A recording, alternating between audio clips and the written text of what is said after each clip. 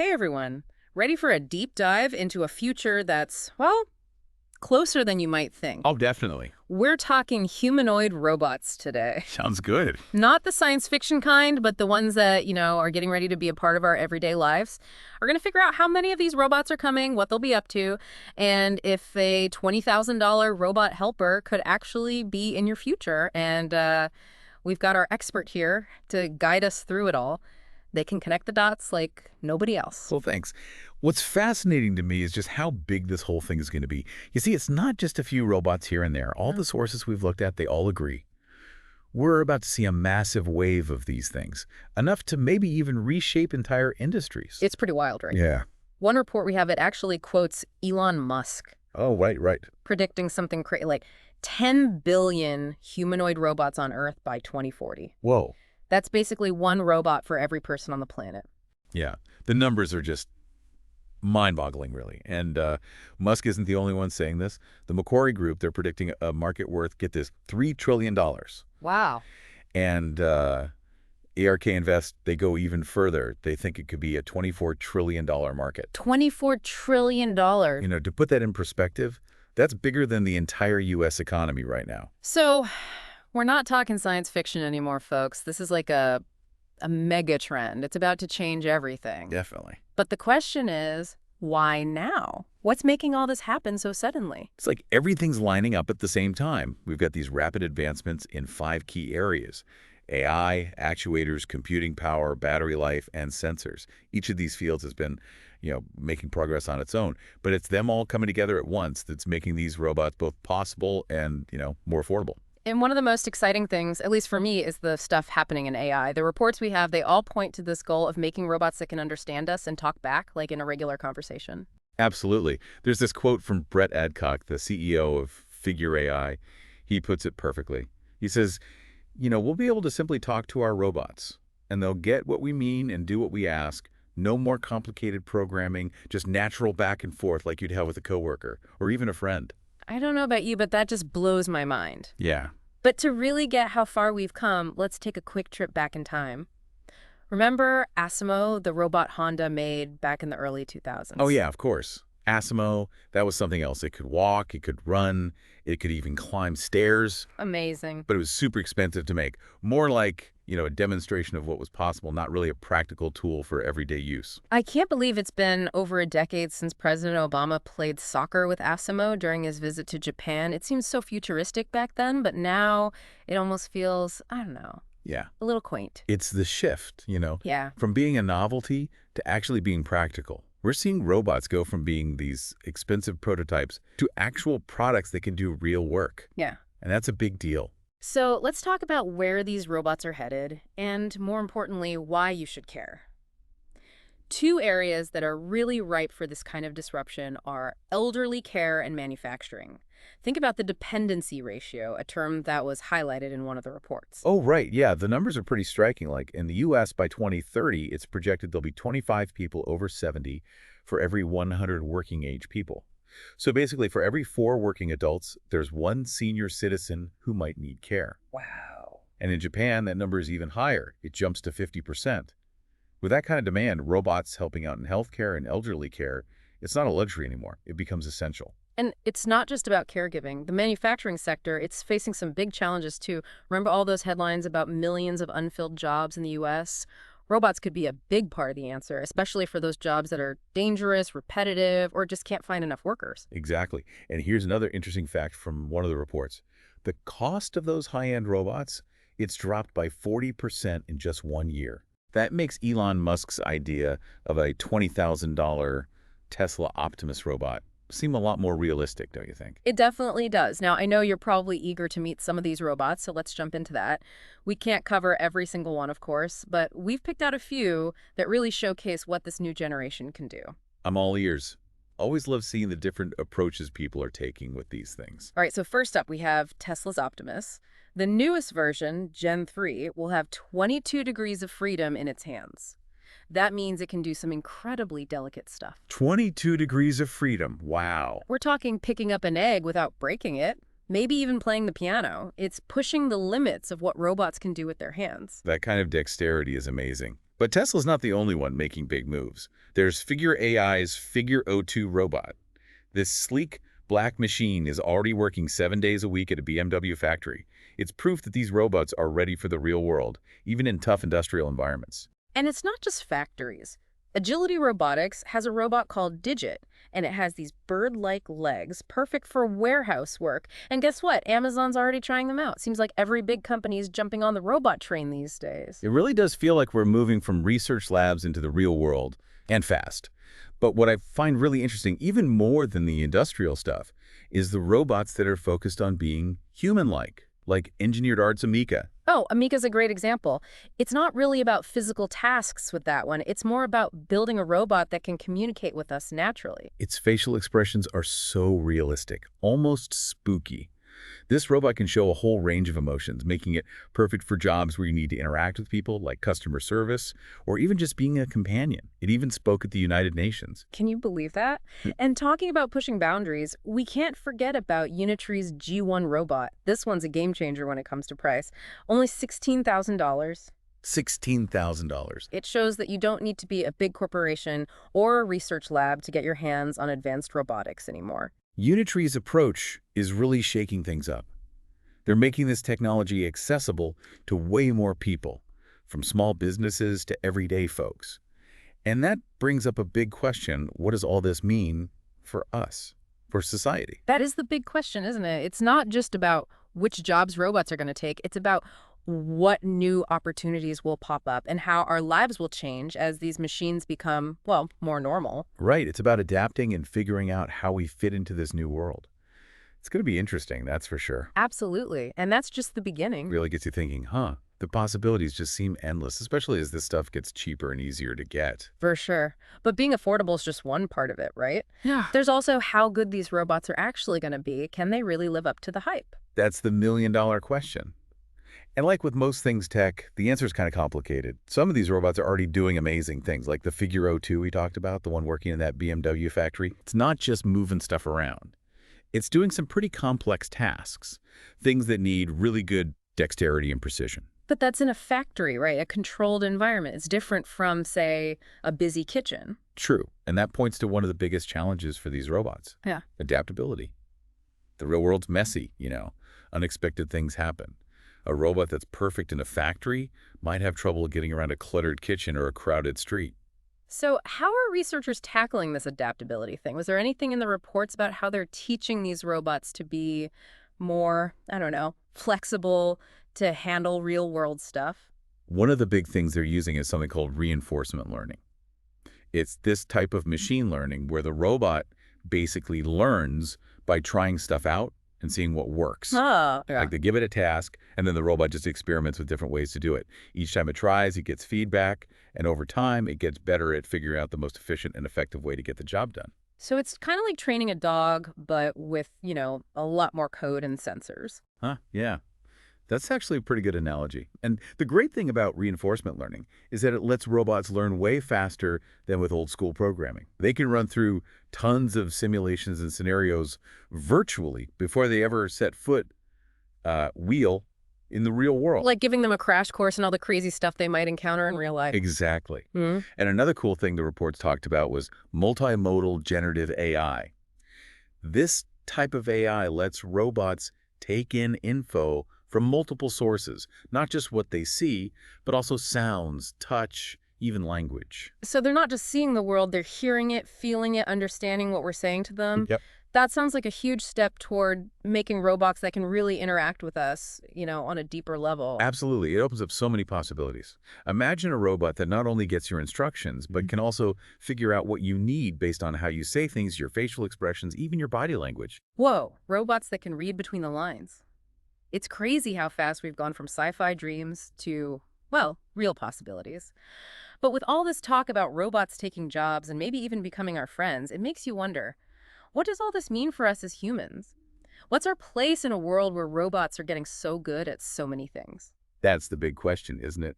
And honestly, I don't think anyone has the answer yet, but I do think we got to remember that technology at its core is a tool. It's up to us as a society to decide how we use it. We can choose to see robots as a threat or we can choose to see them as a chance to make a better world for everyone. So it's not robots versus humans. It's robots and humans working together, finding ways to team up and use each other's strengths. Exactly.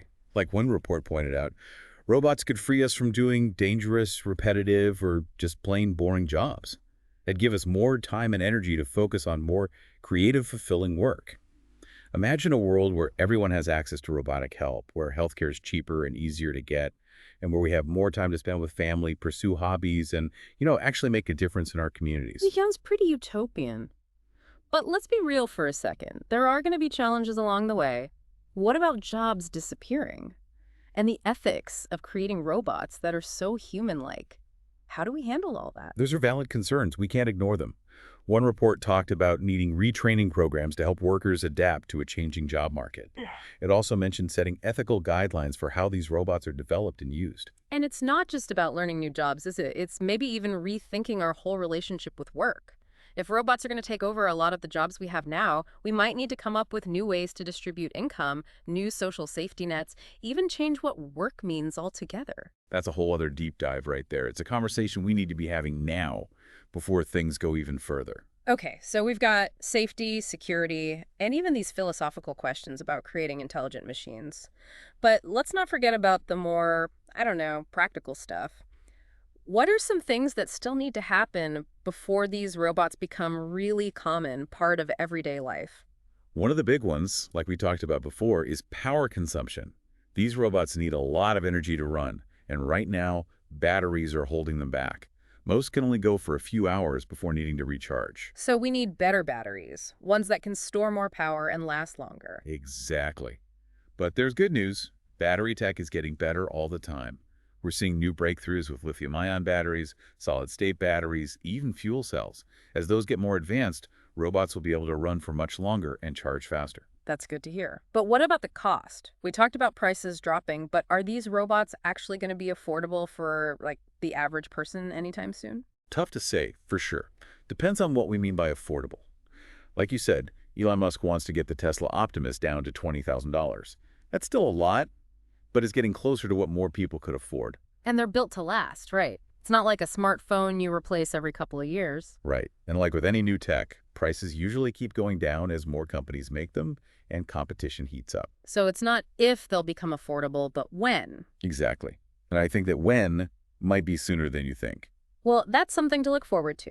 But before we get too excited, let's step back for a second and think about the bigger picture, the impact on society. We talked about the good stuff, but what about the potential downsides? Any risks we need to be aware of as we move towards this robot-filled future?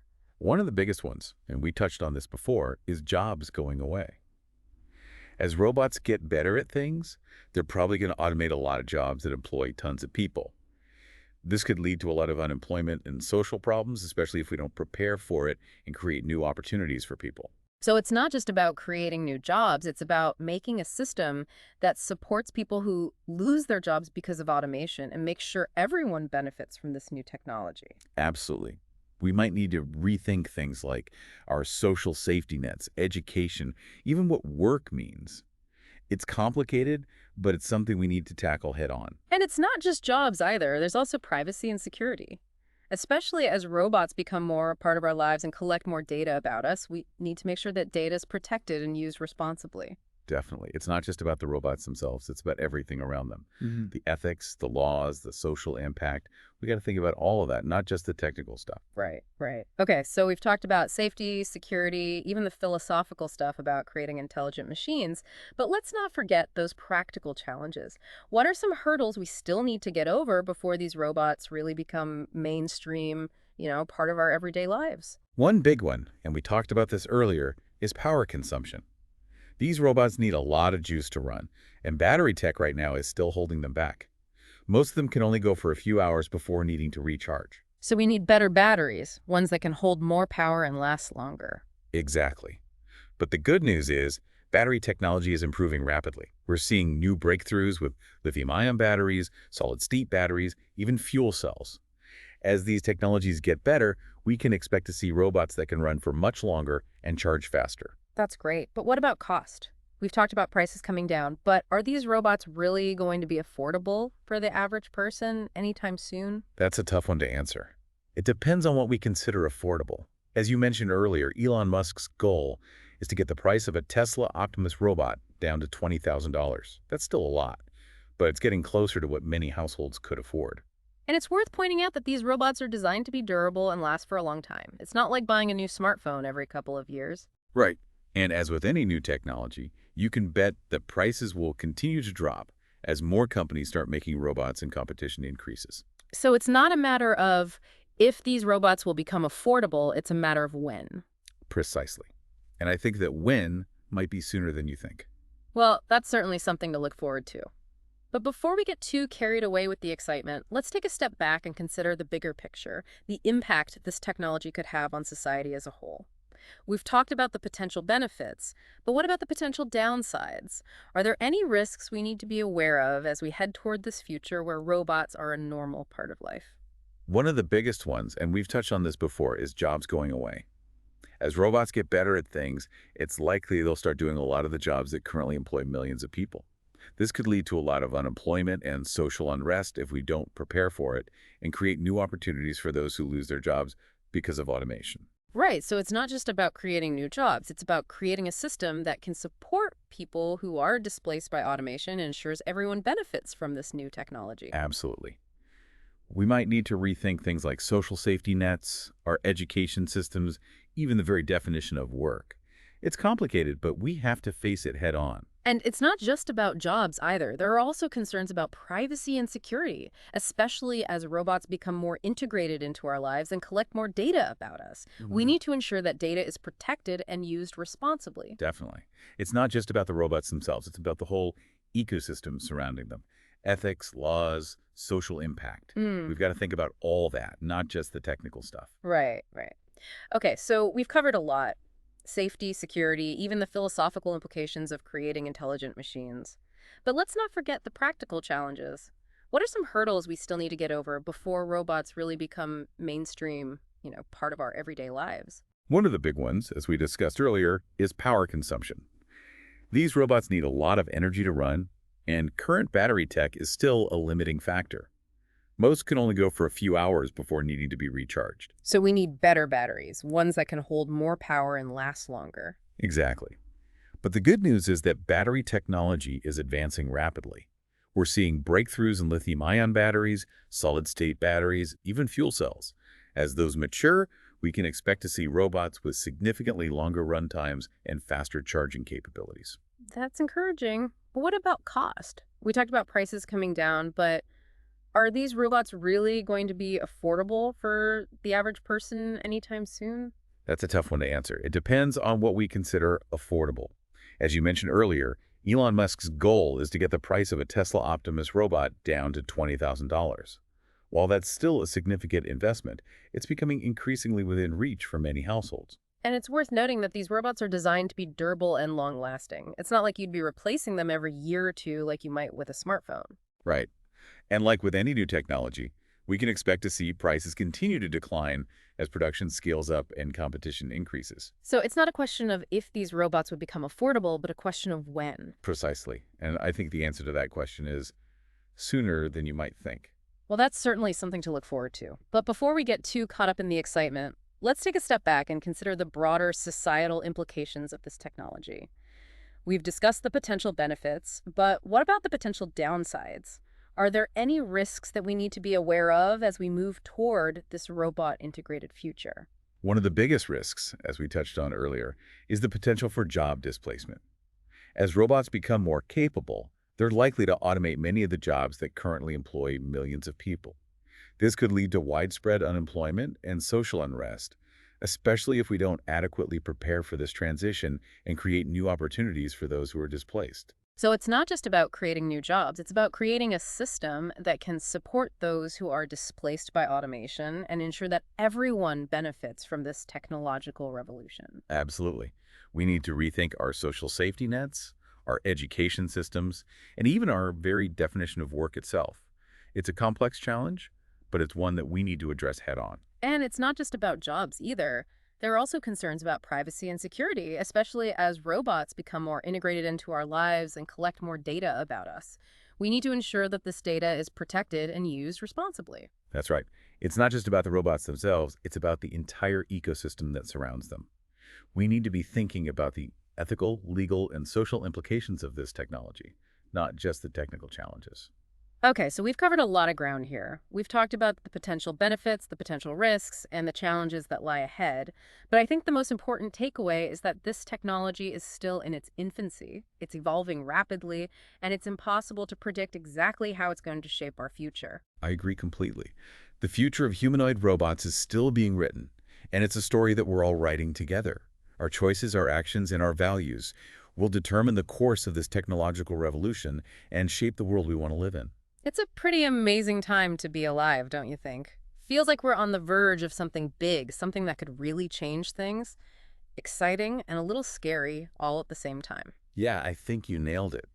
This whole humanoid robot thing, it could change how we live our lives, but also make us rethink what it means to be human. It really makes you think about some deep stuff, doesn't it? Like, if robots can do things as well as we can, or even better, what does that even mean for human work? Do we need to, like, completely rethink what work is? Those are questions people have been asking forever, philosophers, scientists, and now they're becoming even more important as technology keeps advancing. Feels like we're heading into uncharted territory, which is exciting, but also, yeah, a little daunting. I totally get that. It's like we're standing at the beginning of a new era, a new renaissance almost. Except instead of rediscovering old knowledge, we're creating something totally new. That's a great way to put it. Just like the Renaissance brought massive changes to art, science, and culture, this tech revolution could reshape everything about our lives. It's easy to get caught up in these dreams of a perfect robot future, but before we go too far, I think we need to talk about the ethics of it all. How do we make sure these robots are used for good, not for bad? That's where things get really tricky. It's not just about building the tech, it's about setting up rules for how to use it responsibly.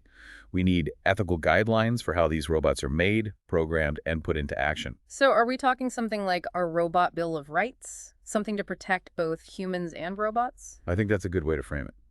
We need to ensure robots are used to benefit everyone, not just a small group of people. And we have to be super careful about how this affects human dignity and freedom. And what about bias?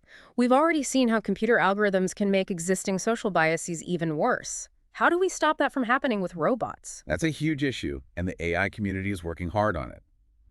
We need to come up with algorithms that are fair, open, and accountable.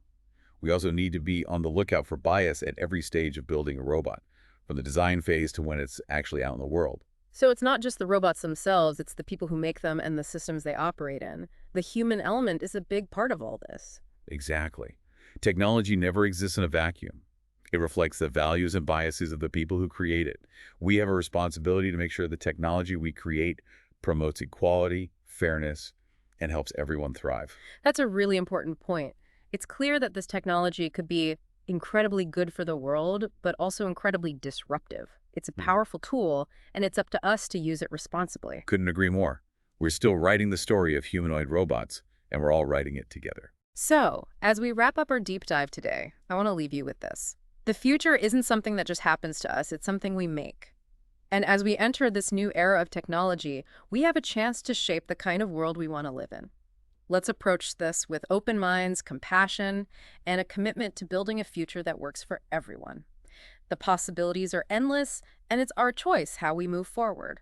Well said. It's an exciting time, and I'm hopeful that we can use this technology to create a better world for all of us.